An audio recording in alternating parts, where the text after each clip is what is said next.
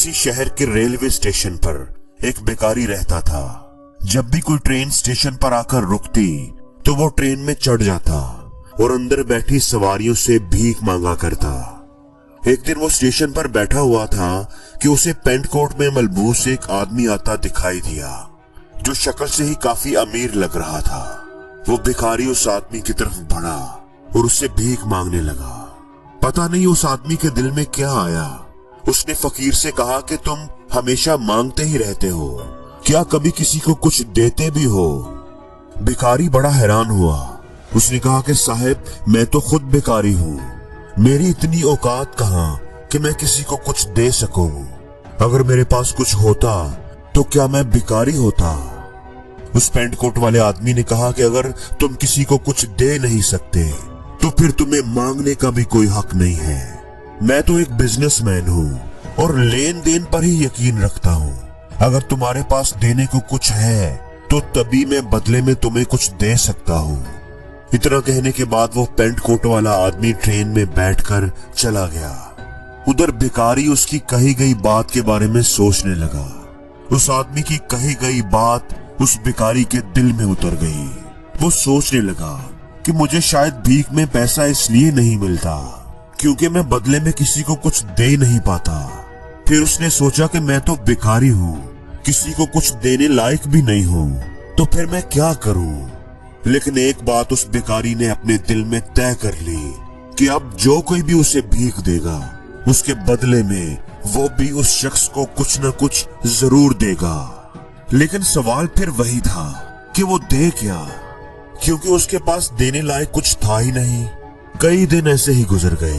हर वक्त वो सोचता रहता कि वो बदले में लोगों को क्या दे, लेकिन कुछ भी समझ नहीं आ रहा था।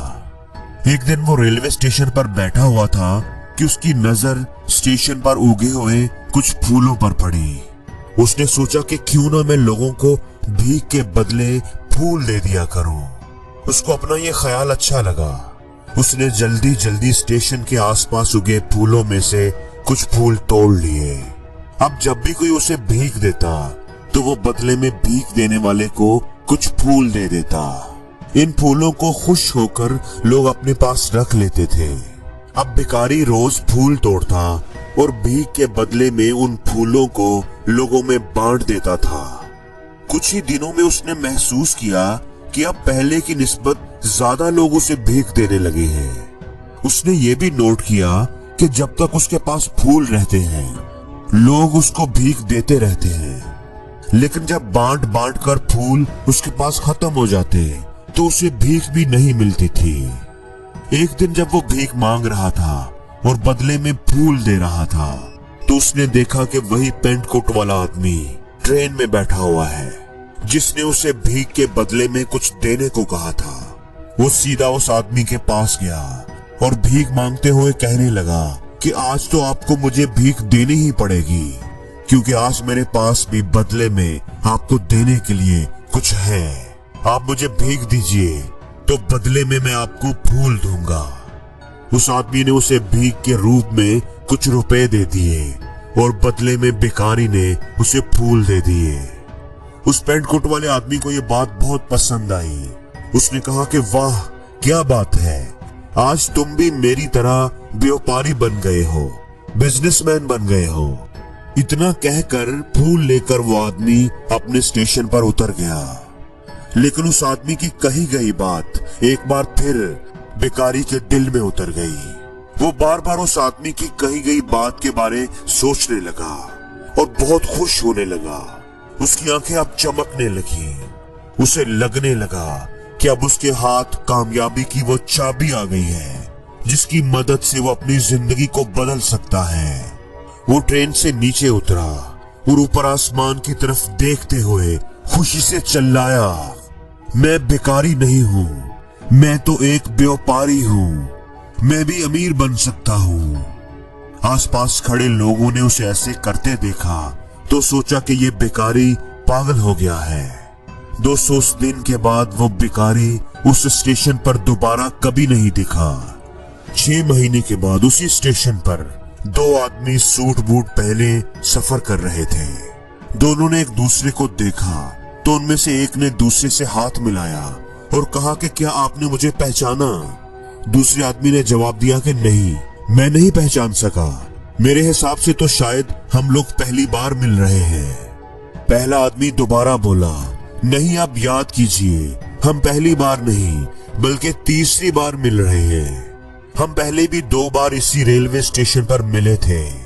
मैं वही भिखारी हूँ जिसे आपने पहली मुलाकात में बताया था कि जिंदगी में क्या करना चाहिए, और दूसरी मुलाकात में बताया कि मैं असल में कौन हूँ। आपकी दिखाई हुई राह पर चलते हुए मैंने इसी स्टेशन से फूल तोड़कर बेचने से अपने काम का आगाज किया था, और आज मेरा फूलों का एक बहुत बड़ा कारोबार है, और उसी कारोबार के सिलसिले से ही मैं दूसरे शहर जा रहा हूँ। आपने मुझे पहली मुलाकात में कुदरत का वो असूल बताया था जिसके मुताबिक हमें तभी कुछ मिलता है जब हम दूसरों को कुछ देते हैं। लेन देन का ये असूल बहुत अच्छे से काम करता है। मैंने ये बहुत अच्छी तरह महसूस किया है, लेकिन मैं खुद को हमेशा एक भिखारी ही समझता रहा। इससे ऊपर उठकर मैंने कभी सोचा ही नहीं। और जब आपसे मेरी दूसरी मुलाकात हुई तब आपने मुझे बताया कि मैं एक व्यापारी बन चुका हूँ। अब मैं समझ चुका था कि हकीकत में मैं एक भिखारी नहीं हूँ, व्यापारी बन चुका हूँ। मैंने समझ लिया कि लोग मुझे इतनी भीख क्यों दे रहे हैं, क्योंकि वो मुझे भीख नहीं दे रहे थे बल्कि उन फूलों की कीमत दे रहे थे। सभी लोग मेरे फूल खरीद रहे थे क्योंकि इससे सस्ते फूल उन्हें कहाँ मिलते। मैं लोगों की नजरों में एक छोटा व्यापारी था, लेकिन खुद की नजरों में एक भिखारी ही था। आपके बताने पर मुझे समझ आ गया कि मैं एक छोटा व्यापारी हूँ। मैंने ट्रेन में फूल बेचने से जो पैसे इकट्ठे किए उनसे मैंने फूल खरीद कर बेचना शुरू कर दिए, और इसी तरह मैं फूलों का व्यापारी बन गया। यहाँ के लोगों को फूल बहुत पसंद हैं। उनकी इसी पसंद ने आज मुझे फूलों का व्यापारी बना दिया है। दोनों आदमी बहुत खुश थे।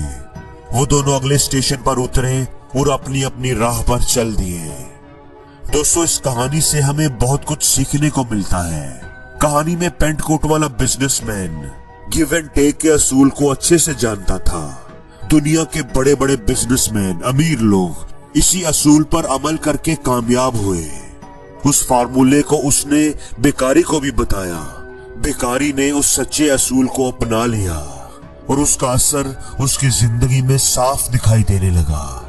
उसने अपनी सोच बदली और उसकी जिंदगी बदल गई। अगर हम खुद को छोटा समझते रहेंगे तो हमेशा छोटे ही बने रहेंगे। बड़ा बनने के लिए हमें अपनी सोच को बदलना होगा और खुद को बड़ा समझना होगा। कामयाबी आपकी सोच में छुपी होती है। खुद पर एतमाद करें, अपनी सोच को बड़ा करें और देखें कि कैसे आप कामयाबी की ऊंचाइयों पर पहुंच जाएंगे। और जिंदगी में हर रोज कुछ नया सीखो, नया सोचो, नया करो, लर्न करो।